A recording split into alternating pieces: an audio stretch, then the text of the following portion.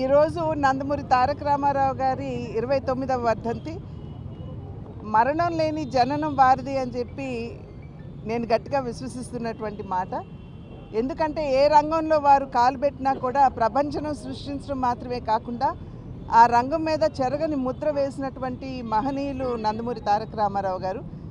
చలనచిత్ర రంగంలోకి వారి రాకముందు చలనచిత్ర కళాకారుల్ని కేవలం మొహానికి రంగులు వేసుకునే వారిగా పరిగణిస్తూ చిన్న చూపు చూస్తున్నటువంటి పరిస్థితుల్లో వారు చలనచిత్ర రంగంలోకి వచ్చి వారి పట్టుదల, వారి క్రమశిక్షణ, వారి అంకిత భావం మాధ్యమంగా చలనచిత్ర కళాకారులకి గౌరవాన్ని వారు తీసుకుని రావడం జరిగింది.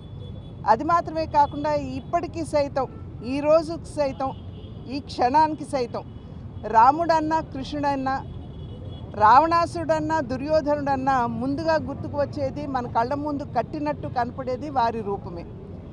అదేవిధంగా ప్రజా జీవితంలోకి వచ్చిన తర్వాత అధికారం అన్నది కేవలం అధికారం చెలాయించడానికి మాత్రమే కాదు, అధికార మాధ్యమంగా ప్రజాసేవ ఏ విధంగా చేయవచ్చు, నిజమైనటువంటి సంక్షేమాన్ని ప్రజలకు అందించినటువంటి మహనీయులు నందమూరి తారక రామారావు గారు.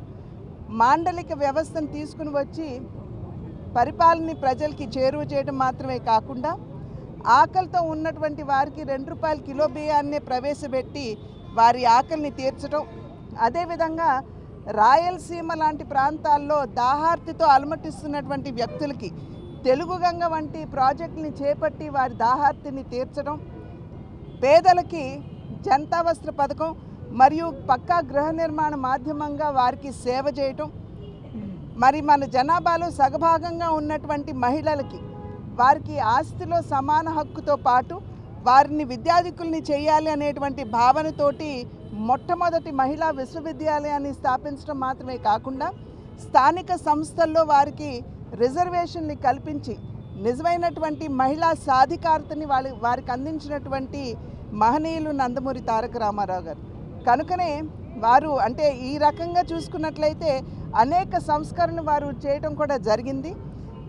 నిస్వార్థ ప్రజాసేవకి నిలవెత్తు నిదర్శనం నందమూరి తారక రామారావు గారు. కనుకనే నేటికి సైతం ఇవాళ వారు పరంపదించి 29 సంవత్సరాలు అయినప్పటికీ కూడా నేటికి సైతం ప్రజలు వారి హృదయ పీఠిక మీద వారిని ప్రతిష్ఠించుకుని ఇప్పటికీ ఈ క్షణం వరకు కూడా వారిని ప్రేమించి అభిమానిస్తున్నారంటే అది నిజంగా వారు కేవలం మాటల నినాదాలకి పరిమితం కాకుండా, ఎందుకంటే సమాజమే దేవాలయం, పేదవాడే దేవుడు అన్నది వారి నినాదం మాత్రమే కాదు, వారి విశ్వాసం కూడా.